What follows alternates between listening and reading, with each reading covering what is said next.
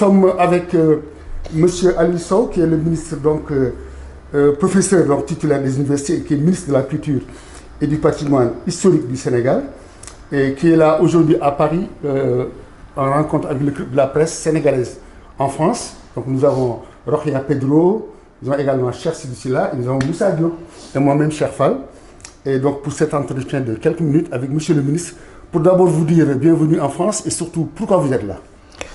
Merci beaucoup. Permettez-moi d'abord de me réjouir de cette rencontre avec des compatriotes de la presse sénégalaise à Paris, mais surtout revenir sur d'abord la chronologie des raisons de notre présence pour mieux éclairer les options du président de la République. Je suis venu à Paris avec le ministre porte-parole du président de la République, le ministre Yoro Dia, et le poète, écrivain et commissaire, secrétaire général du mémorial de Gorée, Amadou Lamine Sall, avec l'ambassadeur du Sénégal à Paris, et nous serons rejoints par la directrice des arts.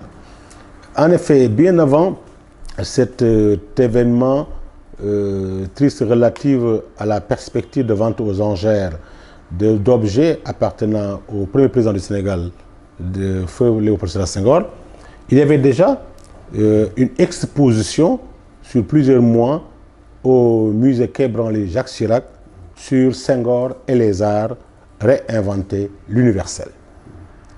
Ajoutez à cela une deuxième exposition par le grand peintre américain, reconnu, réputé et devenu très populaire à travers ses tableaux, ses portraits du président Barack Obama, Kehinde Wiley, qui a fait des portraits exposés au musée Quai Branly de quelques dirigeants du monde, dont le président du Sénégal, sous le thème Dédale de pouvoir, Maze of Power, the Maze of Power.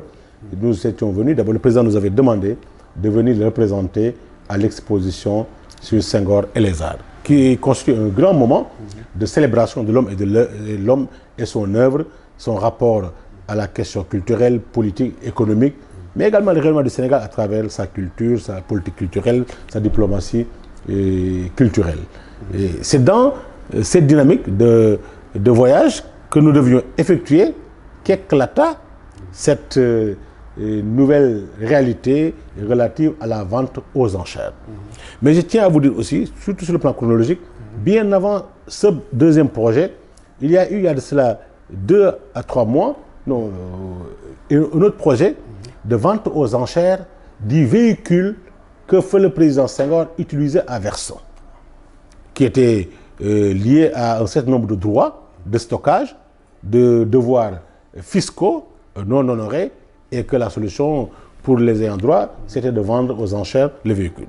Quand le président l'a appris, immédiatement, a conseillé le ministre a donné des instructions nécessaires et pris même sur ses ressources de la présidence, sans même pour éviter les procédures, en engageant l'ambassadeur à prendre langue avec les concernés pour mettre un terme à la vente aux enchères et acquérir ce véhicule à verser dans le patrimoine du Sénégal, comme c'est le cas de ce qui se passe avec le musée Senghor et tous les biens du président Senghor.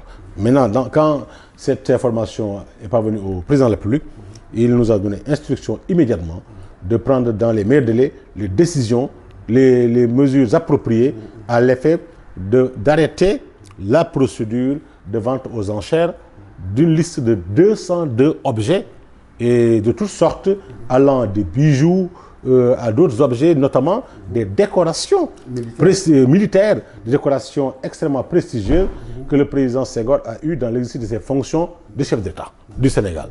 Vous savez très bien que dans beaucoup de pays, il y a certaines distinctions parmi les plus élevées ou les plus élevées qui sont réservées exclusivement aux chefs d'État, aux souverains ou à des personnalités d'exception qui ont marqué de la manière la plus emblématique leur nation par des hauts faits d'armes. Donc, est-ce qu'il est possible de détacher cette décoration à la fonction présidentielle exercée ou au patrimoine de l'État concerné par la personnalité sus-évoquée? Donc, ce sont autant de choses qui ont fait que les gens étaient très émus au Sénégal de devoir voir une vente aux enchères d'autant de produits privés ou rattachables à l'État et à la République, comme ça, se trouver entre les mains de quiconque, et le président de la République étant très attaché à la défense et à la préservation de l'honneur du Sénégal, de l'image du Sénégal, du prestige du Sénégal, de la fierté nationale. Ce n'est pas pour rien d'ailleurs que dans l'appellation du ministère, il a ajouté avec insistance la notion de patrimoine historique. Auparavant, il a même insisté sur la notion de recenser le patrimoine historique, de le digitaliser et de permettre à la jeune génération d'y accéder pour pouvoir vivre sa fierté et savoir que ce Sénégal a un passé glorieux qu'il va falloir valoriser, s'approprier et être décomplexé par rapport à toutes nos interactions au niveau mondial. C'est dans cette dynamique que l'ambassadeur du Sénégal a été saisi et est entré en contact directement avec Madame le commissaire priseur, chargée de l'organisation de la vente aux enchères. Et quand je suis arrivé sous ma supervision, les échanges ont été maintenus et nous avons obtenu sur la base de nos premières propositions l'arrêt de la vente aux enchères. Ce qui a fait que ce qui était prévu hier n'a été reporté, annulé. C'était un premier acquis, mais nous avons réussi cela aussi avec l'appui des autorités françaises, notamment le Quai d'Orsay qui s'est impliqué de la plus belle des manières, car cette opération également a des dimensions purement étatiques. Senghor était le premier président quand même du Sénégal. Senghor est le père de la négritude. Senghor est le père fondateur de la francophonie. Senghor n'appartient pas à des héritiers, n'appartient pas à une famille. Senghor est un patrimoine national, un patrimoine mondial, un patrimoine de l'espace francophone qu'il va falloir célébrer. Et la France l'a parfaitement bien compris. Maintenant, c'est dans cette dynamique-là que demain, nous nous rendrons à Caen avec l'ambassadeur et le poète Amadou Lamine Sall pour finaliser définitivement avec Madame le commissaire priseur les modalités d'acquisition de l'ensemble de ces objets-là et les modalités de paiement à l'effet de les rapatrier au Sénégal pour les reverser au niveau du patrimoine. C'est ça l'instruction que j'ai reçue du président de la République et qui nous a donné mandat d'agir de la meilleure des manières au profit du Sénégal et son image. Et nous avons également noté avec beaucoup de joie à quel point le patrimoine historique fédère les Sénégalais, les rassemble, les unit et démontre à quel point nous sommes fiers de notre pays et que nous défendons l'honneur et l'image du Sénégal quand c'est nécessaire. Très bien. Donc là, je vais demander à mes collègues, donc les chers confrères, si vous avez des questions à poser à M. le ministre. J'ai écouté avec grand intérêt la chronologie, etc., pourquoi vous êtes là. Oui. Mais est-ce que vous pouvez nous expliquer comment ces objets se sont retrouvés entre les mains de Français? Parce qu'il s'agit là de M. Léopold Sédar Senghor, qui a été un ancien chef de l'État sénégalais. Oui. Et donc, comment se fait-il que ces objets soient retrouvés auprès de Français? N'oublions pas un fait important dans l'histoire et la trajectoire de feu le président Léopold Sédar Senghor.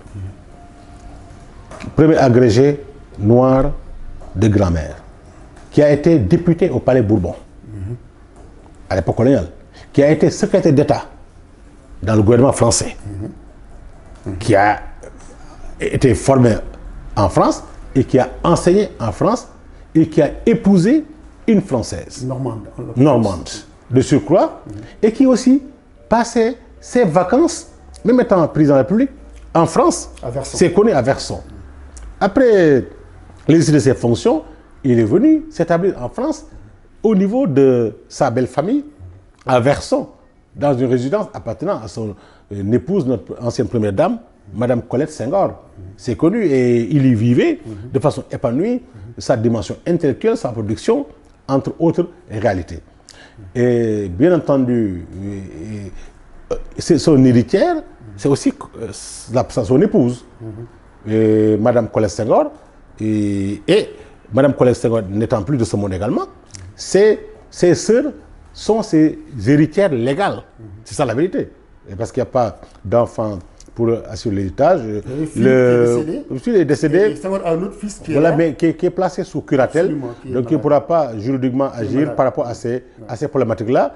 Et bien entendu, et Madame Colette Senghor, avant son départ de ce monde également, était à un moment donné et dans l'impossibilité de gérer juridiquement certains aspects, et ses sœurs se retrouvaient dans l'obligation d'assumer le statut d'héritière de tout cela.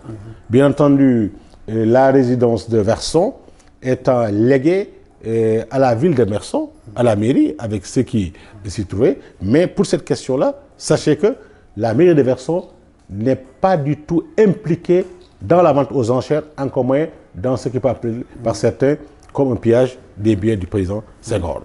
Et pour le moment, les héritiers ou leurs proches qui peuvent être détenteurs de ces objets et de ces biens, légalement ou de manière éclairée, ne sont pas clairement encore identifiés. Parce que nous traitons avec Madame le commissaire-priseur qui n'est pas tenu de décliner l'identité des propriétaires ou des supposés propriétaires.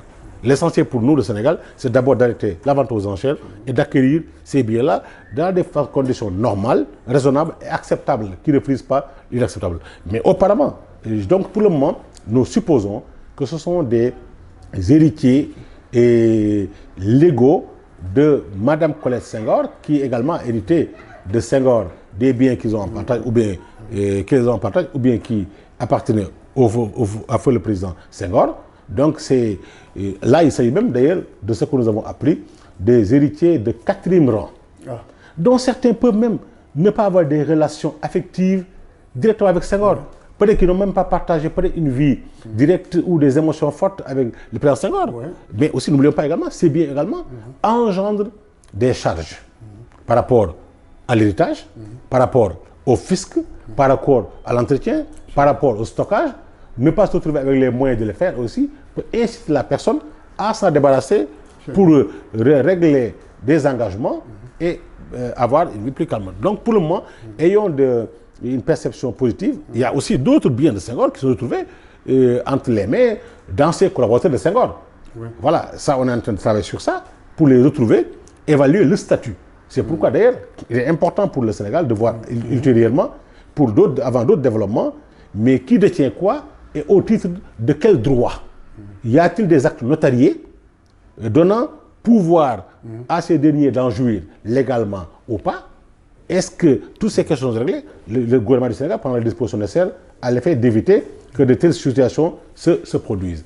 Et d'ailleurs, pour rappel, il y a de cela 2 ans, un tableau peint par Pierre Soulages, qui est très connu, et qui était un ami de feu le président Senghor, un tableau qui a été vu par plusieurs personnes dans son bureau privé, mais s'est retrouvé entre les mains, de par des informations que nous avons, d'une amie à la sœur de Madame Colette Senghor. Et celle-ci a fait organiser une vente aux enchères de ce précieux tableau de Pierre Soulages. Elle l'a vendu à 1 500 000 €. C'était un fait qui est là. D'où la pertinence des négociations. D'où la pertinence d'éviter ça. Et donc vraiment, pour le moment, les choses se passent très bien. Nous avons en face un commissaire-priseur assez conscient des enjeux et qui ne verse pas dans le capitalisme primaire, mais qui prend en compte toute la charge émotionnelle et également les enjeux juridiques entourant cette problématique-là. Mais pour le moment, nous avons encore derrière des rideaux les personnes directement concernées par le contrôle et la mise en vente de ces objets-là. Mais bien entendu, tout cela sera clarifié, car dans le cadre d'une coopération entre États, nous allons travailler à édifier tout cela et éviter, bien entendu, d'entrer dans un cercle vicieux. Car nous avons déjà appris qu'il y a d'autres biens du président Senghor, notamment sa bibliothèque personnelle, notamment la touche d'académiciens de Senghor qui reste encore introuvable, entre autres biens précieux ou des objets d'art qui sont détenus par d'autres personnes, mais il faut qu'on veille, sont-elles des ayants droit? Comment elles ont pu accéder ou avoir le contrôle de ces biens? Là, je pense que ça devient maintenant une question d'État. Et l'État ami français nous soutient et nous accompagne dans cette procédure de préservation de l'honneur de la nation sénégalaise, des biens du patrimoine historique sénégalais, car Senghor est une incarnation importante de notre patrimoine historique et de notre narration nationale. J'imagine que, évidemment, il y a une collaboration entre l'État du Sénégal et l'État français. Absolument. Mais ça va coûter quelque chose aux contribuables sénégalais. Oui, mais bien sûr. Mais ça va coûter quelque chose aux contribuables sénégalais, mais pour un patrimoine sénégalais. Car il ne s'agira pas d'acquérir des biens pour le plaisir d'un individu ou qui appartiendront à quelqu'un. Ça va être versé dans le patrimoine du Sénégal et mis dans des musées appartenant au Sénégal et à l'État du Sénégal, bien entendu. Mais pour le moment, sur ces questions, ces biens à acquérir, nous sommes quand même dans le raisonnable, honnêtement, dans l'acceptable. On n'est pas dans les excès. Et je pense que l'appui de l'État français, la compréhension positive de Madame le commissaire-priseur et de la personne l'ayant délégué à organiser la vente aux enchères participe bien entendu à une acquisition apaisée dans la meilleure des formes et bien entendu. Et nous allons également anticiper, comme je l'ai dit, à titre préventif pour éviter une banalisation de telles opérations sur la mémoire de feu le président Senghor. Justement, M. Sow, justement en parlant de ça, ne pensez-vous pas qu'aujourd'hui il est temps de lever cette ambiguïté-là qu'il y a autour des cadeaux diplomatiques que reçoivent les présidents? Oui, le débat commence à se poser. Par rapport à nous tous, acteurs politiques, qu'est-ce qui relève de notre domaine totalement privé et ce qui relève du domaine public? Mais au Sénégal, pour le moment, on n'a pas encore une sorte de musée ou de cadre devant recevoir tout ce qui est acquis dans l'exercice de nos fonctions sous forme de cadeaux, une réglementation particulière pour dire que quand ça atteint tel niveau ou telle valeur symbolique ou telle dimension, c'est pour le patrimoine national ou c'est pour le patrimoine privé. Mais cela ouvre une brèche à la réflexion et je pense que chaque citoyen a le droit de donner son avis, son opinion sur la réglementation de tout cela. Mais tout le monde sait également que le président Senghor est réputé être un homme détaché du bien matériel et de l'argent. C'est un homme qui a préféré même passer pour un poète que pour président. Il préférait être poète-président que président-poète. Je pense que tout le monde le connaît.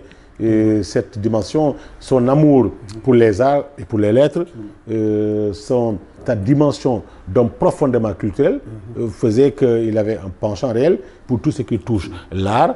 Il préférait un tableau à des caisses d'argent. Voilà, c'est d'où toute la charge émotionnelle.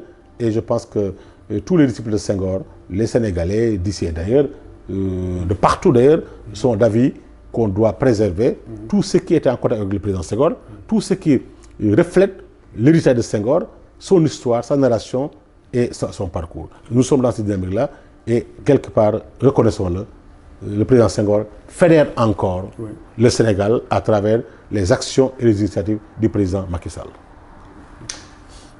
Monsieur le ministre, vous avez donc pris l'engagement d'acheter ces objets d'art, mais quelle sera ensuite la suite? Quel sera le sort qui va être réservé à ces objets? Mais le sort est simple à présenter. Le Sénégal est un pays profondément culturel, qui est doté d'infrastructures culturelles assez modernes et qui sont enviées par plusieurs pays du monde. Nous avons aujourd'hui le grand musée des civilisations noires. Nous avons le musée Senghor. Et bientôt, nous aurons le mémorial de Gorée, qui est un super grand projet que le président veut lancer avant la fin de son mandat. Il me l'a reconfirmé aujourd'hui encore, dans la journée, pour le notifier aux concernés. Et nous avons également d'autres musées, et nombreux et variés, au niveau du Sénégal, et aussi le musée Senghor, comme je viens de le dire.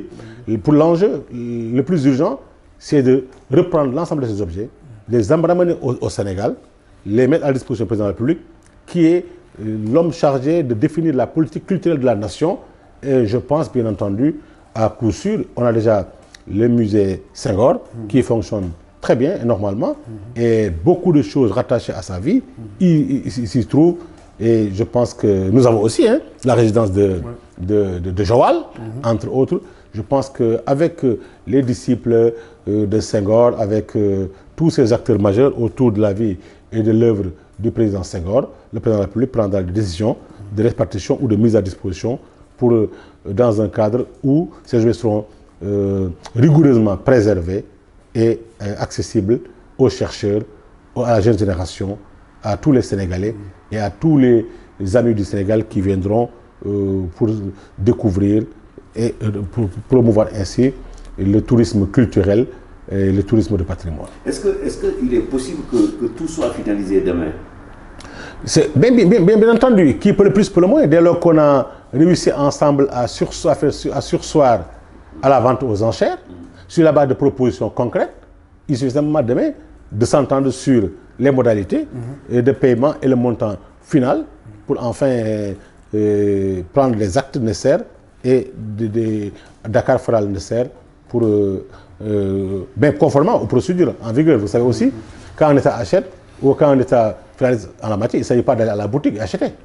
Il y a des règles aussi de finances à respecter. En dehors de ça, tout peut être bouclé dans des délais très courts, car il s'agit là de mettre en œuvre une volonté présidentielle.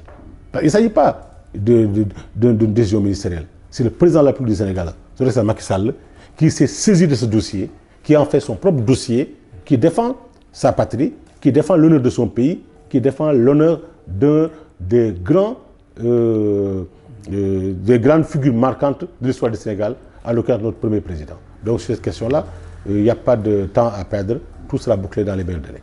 Une dernière question, si Moussa voilà. Vous avez visité l'exposition sur Senghor au Quai Branly. Malheureusement, on n'a pas eu la chance de couvrir cette actualité. Mais quels sont vos sentiments au terme de cette visite? Mais sentiment de fierté d'être sénégalais, d'appartenir à cette grande nation, marquée par de grandes figures qui rayonnent au niveau international et qui sont célébrées, qui font l'objet de recherches, de publications, de thèses et d'articles de qualité. Vous imaginez le nombre de visiteurs au niveau du musée Quai Branly pour simplement découvrir le contenu de cette exposition sur Senghor et les arts. C'est impressionnant. De l'étudiant en passant par l'élève, aux chercheurs, aux touristes, les gens s'y bousculent, achètent des tickets et voient ça. C'est l'occasion de remercier les autorités du département de la culture et les autorités françaises qui ont eu cette excellente idée de célébrer un homme qui aussi a valu beaucoup de performances et beaucoup de prestige au monde francophone et à la France et au Sénégal et à toute l'Afrique. Et par ailleurs, c'est une double exposition. Et quand même, Kehinde Waile est un des plus grands peintres aujourd'hui, au monde très respecté, qui choisit une bonne dizaine de chefs d'État dans le monde pour les mettre en valeur par rapport à leur rapport au pouvoir sous diverses formes. L'exposition dédale de pouvoir, The Maze of Power, mais aussi qui attire et qui pousse beaucoup de gens à venir voir et qui a fait l'objet mais de traitements médiatiques impressionnants. Quand on voit jusqu'à voir les journaux prestigieux américains comparer cette image du président Macky Sall à Moïse avec son bâton qui montre aux Hébreux le chemin, la terre promise, montrant que Macky inscrit son pays dans la dynamique de la terre promise qui n'est d'autre que la terre de l'émergence, le pays de l'émergence. C'est à l'honneur du Sénégal. C'est une belle fierté d'avoir nos deux chefs d'État mis à l'honneur comme ça, le Sénégal mis à l'honneur, mais surtout de constater ces vagues successives de visiteurs qui viennent poser des questions, prendre des photos, diffuser, relayer. C'est la diplomatie culturelle sénégalaise qui marche de manière formidable à travers ces expositions-là. D'ailleurs, c'est pour cela qu'une décision a été prise sur autorisation du président de la République. À partir du mois de janvier, les deux expositions, le Sénégal se propose de les transférer et de les organiser au Sénégal pour permettre au maximum de Sénégalais et d'amis du Sénégal d'y accéder. Dès demain, les saisines seront préparées à Dakar par mon cabinet et sous couvert du ministère des Affaires étrangères pour saisir les autorités françaises en vue de développer la coopération muséale nécessaire pour avoir... Parce que l'exposition de Kehinde prendra fin le 14 janvier. L'exposition sur Senghor prend fin mi-novembre et les deux en même temps au Sénégal, à Dakar d'abord et pourquoi pas dans d'autres événements, dans d'autres localités majeures du Sénégal et permettre à la jeune génération d'y accéder car je pense par l'art le Sénégal rayonne, par l'art la diplomatie sénégalaise s'affirme de façon protéiforme et de la meilleure des manières. Donc la décision prise est que le Sénégal se propose d'abriter, en prenant le relais de Paris, à Dakar, au Sénégal.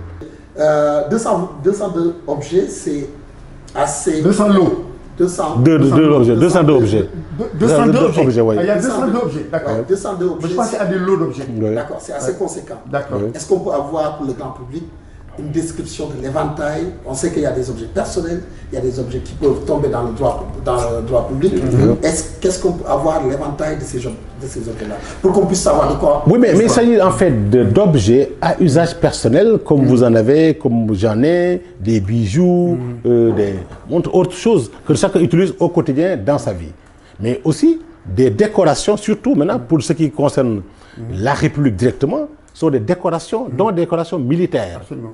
Décernées par des pays amis au président Senghor dans l'exercice de ses fonctions. Et parmi ces décorations, des décorations parmi les plus élevées qu'une nation peut offrir à un étranger. Comme l'Égypte, par exemple. Comme l'Égypte, voilà. Ce sont des cas comme ça qui existent et qui sont quand même indissociablement liés à l'État, à la République. Quoique décernés à un homme qui en est le chef pendant une séquence temporelle de sa vie. Ce sont autant de choses qui se retrouvent dans ces lots-là, mais on n'a pas voulu faire le distinguo. Pour nous, l'important, c'est le facteur Senghor. Ce sont des biens utilisés par Senghor, appartenant à Senghor, dont il avait le contrôle total, obtenu étant présent ou après ses fonctions, ou avant ses fonctions. Et donc, on n'est pas dans le classement par séquence temporelle, encore moins par statut en matière de droit, mais on dit le global, on le prend, on s'intéresse à tout, car tout touche à Senghor, ainsi le voit le président de la République. Quant à ceux qui voulaient dissocier, ce qui est rattachable directement à la République et ce qui est rattachable directement au domaine privé. Parce que pour le président Macky Sall, Senghor n'appartient pas à une famille. Senghor n'appartient pas à des héritiers. Senghor est un patrimoine national, un patrimoine africain, un patrimoine du monde francophone, mais aussi un patrimoine de l'universel. C'est auteur de la thèse de l'universel. D'ailleurs, on revient le célébrer bien avant cette vente-là, à travers cette exposition, Senghor et les arts, réinventer l'universel. La meilleure façon de réinventer l'universel, c'est de le replacer dans sa position normale par rapport face à l'universel. Le Sénégal va attaquer la légalité de l'acquisition de ces objets. Est-ce que parce que je suis perturbé. Est-ce que le Sénégal va attaquer la légalité de l'acquisition de ces objets? Pour le moment, le plus important pour nous, c'est d'abord de reprendre dans les termes actuellement sur lesquels nous sommes entendus ces objets-là. Maintenant, par anticipation pour la suite, puisqu'on nous a relaté le contrôle d'autres objets par des personnes à identifier qui peuvent être aussi tentées d'engager le Sénégal dans un cercle vicieux de vente aux enchères arrêtées pour des négociations. Là, bien entendu, après cette opération-là, on est tenu de voir maintenant qui sont les véritables détenteurs et quelles sont les bases légales à partir desquelles ces derniers agissent pour céder, aliéner des biens. Quel est le statut de ces biens qui relèvent du domaine public ou privé? Là, on est obligé, à travers quand même un certain nombre de mesures, d'anticiper. Mais pour le moment, on ne cherche pas le contentieux, car nous avons une parfaite coopération des interlocuteurs que nous avons en face. Donc, il ne faut pas chercher le problème là où une solution se présente de la meilleure des manières et de manière apaisée. Mais on va anticiper cette fois-ci pour éviter quand même cet engrenage, d'autant plus que Senghor a eu à interagir avec plusieurs personnes, des collaborateurs, des proches, des amis, des parents, et on ne sait pas qui détient quoi. Et à tout moment, des choses peuvent sortir des malles, peuvent sortir des armoires, peuvent sortir de partout, avec une preuve de lien avec le président Senghor pour en faire un usage autre. Absolument.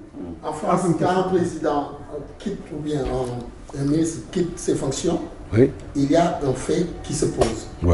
Il y a quelqu'un du gouvernement qui vient, qui fait le point sur les cadres diplomatiques et sur tout ce qui peut être attaché directement à la République, et l'autre côté, ce sera plus personnel. Est-ce qu'au Sénégal, vous, en tant que ministre de la Culture, vous comptez sensibiliser un peu plus, on va dire, la République, pour ne pas personnaliser en disant le Sénégal, en mettant des procédés pour que de pareilles mésaventures ne puissent plus nous arriver? avec le président Diouf, avec le président Wade, ou bien avec d'autres ministres. Parce que les ministres signent des accords de coopération, viennent en France, ont des cadeaux et autres, pour que certains cadeaux et certains objets ne tombent pas dans le domaine privé. Oui, je pense que en quelque chose malheur est bon.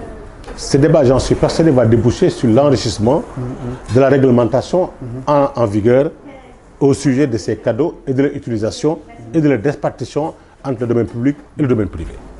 Je tiens à vous dire que, par exemple, le ministère de la Culture, qui détient le patrimoine culturel, sa surveillance, son organisation et sa préservation, même les tableaux d'art, les sculptures, parce qu'il y a un patrimoine culturel du gouvernement à travers le ministère et un fonds dédié.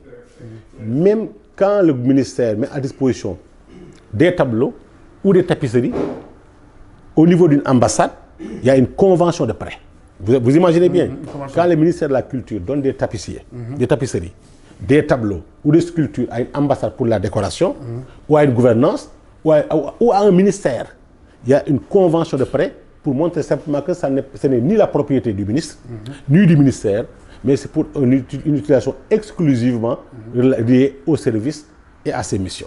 Donc, qui peut le plus, peut le moins. Puisqu'on en est à cette sécurisation-là, il reste maintenant de renforcer la réglementation par rapport au rapport entre le ministre, les services, les chefs de service, les agents de l'État, de manière générale, et tout ce qu'ils pourront avoir dans l'exercice de leurs fonctions pour de façon mieux encadrée. Je pense sur ce plan-là, le président de la République qui est très vigilant et qui est très rigoureux en la matière prendra en compte la nouvelle situation pour renforcer la réglementation en vigueur. En tout cas, le ministère de la Culture fera un rapport à ce sujet-là avec de fortes suggestions et nous savons à quel point le président de la République est toujours regardant, bienveillant et attentif à des propositions allant dans le sens de la préservation du patrimoine et de l'image du Sénégal. Très bien. Donc, Sylla,